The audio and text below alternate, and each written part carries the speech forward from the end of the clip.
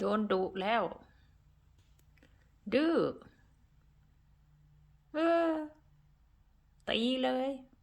เบิ้งเงียบเลยนะ เดินไปทั่ว ดื้อให้ออกไปอยู่นอกบ้านเลย อยู่กับหิมะนิสัย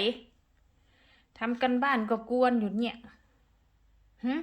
เธอน่ะมันดื้อจริงๆฮะโอ้มันเป็นเด็กดื้อดื้อจริงๆข้าวก็ไม่ค่อยกิน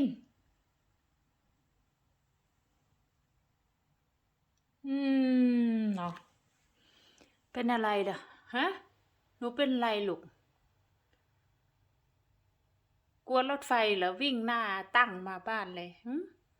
กลัวรถไฟพี่น้องเอ้ยย่านรถไฟ